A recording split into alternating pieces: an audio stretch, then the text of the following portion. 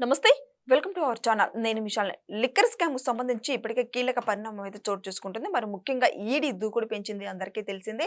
అయితే ఈ లిక్కర్ డబ్బు మొత్తం కూడా హవాలా రూపంలో దుబాయ్‌కి మళ్లించినట్టు వార్త అయితే వస్తుంది. మరి ముఖ్యంగా ఇంకా ఇందులో కొత్త పేర్లు వచ్చే అవకాశం ఉంది. వీళ్ళకి కొత్త వాళ్ళకి కూడా కొత్తగా నోటీసులు ఇచ్చే అవకాశం కూడా కనిపిస్తుంది. మరి ఇంకా ఇది ఎంత దూరం వెళ్ళే అవకాశం ఉంది ఈ లిక్కర్ స్కామ్‌కు సంబంధించి?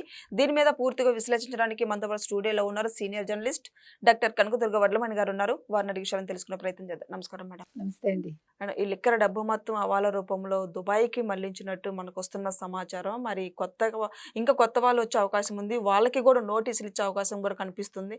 ఏమంటారు మేడం దీని గురించి? ఆల్రెడీ 3,500 క్రోర్స్ వెళ్ళింది దుబాయ్ కంటే వాళ్ళేదో వాదిచ్చారు కదా!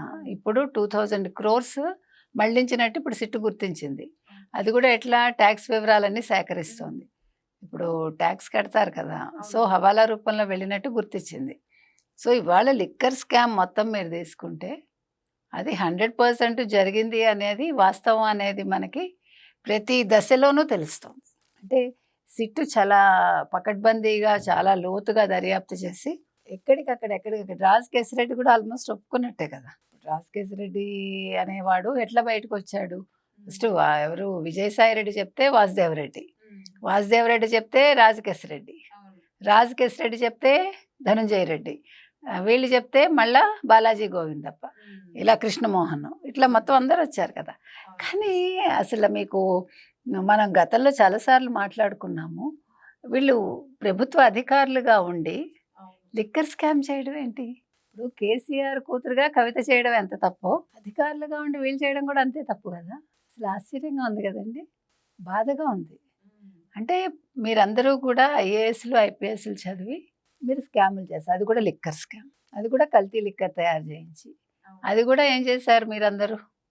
ఒక డిస్టిలరీస్ వాళ్ళని పట్టుకోవడం ఏంటి, వాళ్ళ దగ్గర నుంచి లాక్కుని తర్వాత వాళ్ళకి బయట వాళ్ళకి ఇచ్చి వాళ్ళ దగ్గర మళ్ళీ పర్సంటేజీలు తీసుకుని నెల నెల పర్సంటేజీలు పెంచి, అంటే మంచి కంపెనీలు ఎవడైతే పర్సంటేజీలు ఇవ్వడో మంచి కంపెనీలో మంచి లిక్కరు అది ప్రజలకి చేరకూడదు.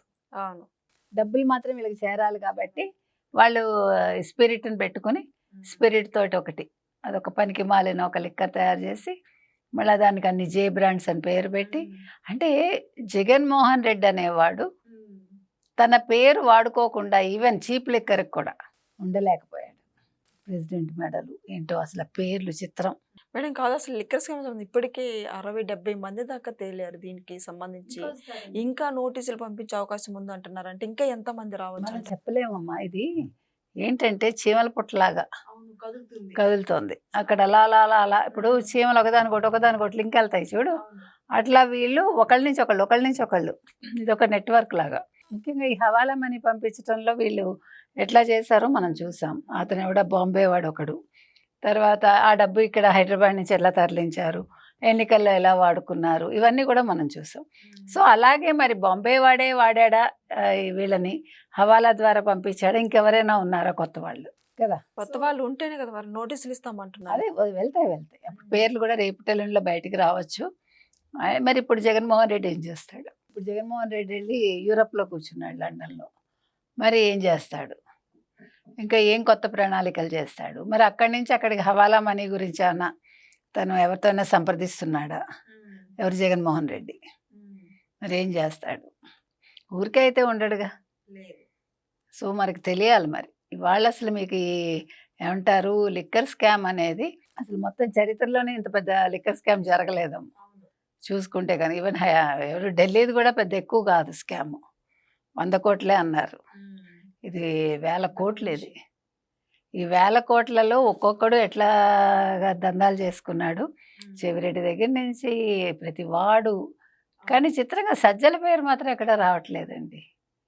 మీరు గమనిస్తే కనుక అయితే సజ్జల ఎంత షాడో ముఖ్యమంత్రి అయినా, ఎంత సకల శాఖ మార్చులైనా కూడా ఎక్కడ ఏ స్కామ్లోనూ ఆయన పేరు రాలేదు. ఇంకా మనం చూసినంత మటుకు ఏదో భూముల స్కామ్లో వచ్చాడు తప్ప ఇంకెక్కడా లిక్కర్ స్కాములు కానీ ఏమీ ఆయనకు అంటలేదు. ఇది కూడా ఆశ్చర్యకరమైన విషయం ఇది కదా. అది మరి ఎందుకనో ఎట్లా అనేది. ఇంకా విజయసాయిరెడ్డికి అయితే 100 కోట్లు ఇప్పించాడు అల్లుడి చేత అనేది, అల్లుడు అన్నగారి చేత. ఇంకా అది ఉంది, వాళ్ళ ఇంట్లోనే మీటింగులు జరిగాయి. కానీ సజ్జలకి ఎక్కడా లేదు అది. ఈ బురద మరి అంటించుకోలేదా, తెలివిగా ఉన్నాడా? అంటే ఈ లిక్కర్ స్కామే కాదు, వేరే వాటిలో దేంట్లో అదే కూడా నేను భూముల్లో చెప్తున్నా, ఏ స్కామ్‌లోనూ లేడాయన. అది పర్వాలేదు. ఆ విషయంలో మరి ఏమి అంటకుండా ఉన్నాడా? లేకపోతే అంటించుకోకుండా ఉన్నాడా? ఎట్లా తప్పించుకున్నాడని. పార్టీలో సైలెంట్‌గా అయిపోయారు. ఇప్పుడు అంబటి రాంబాబు దూకుడు పెంచుతున్నాడు ఏంటి మేడం?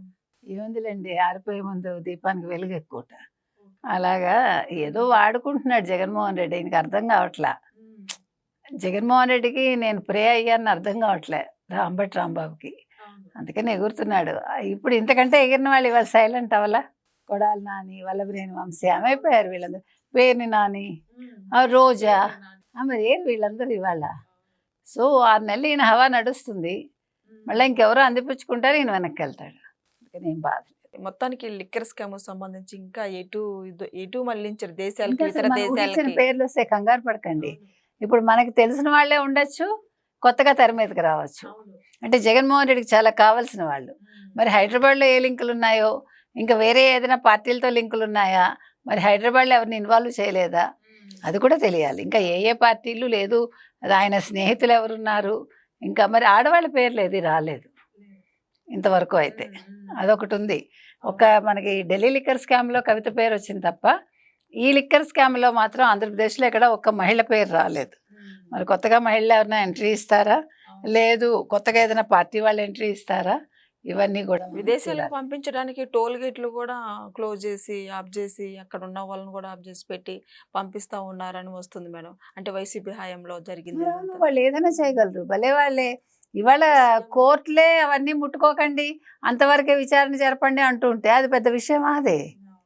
అందుకని they can manage anything. Jaganmohan Reddy first వ్యవస్థలను మేనేజ్ చేశాడు, తర్వాత దోచుకున్నాడు. కాబట్టి ఆ విషయంలో చాలా తెలివిగా ఉన్నాడు. వ్యవస్థల్ని గుప్పెట్లో పెట్టుకున్నాక ఆయన ఏం చేయాలనుకున్నాడో స్కామ్లన్నీ చేశాడు. కాబట్టి జగన్మోహన్ రెడ్డిని అమాయకుడు అనుకున్నవాడు అమాయకుడు. అతనంత తెలివితేటలు ఎవరికీ లేవు దోచుకోవడం. Thank you madam.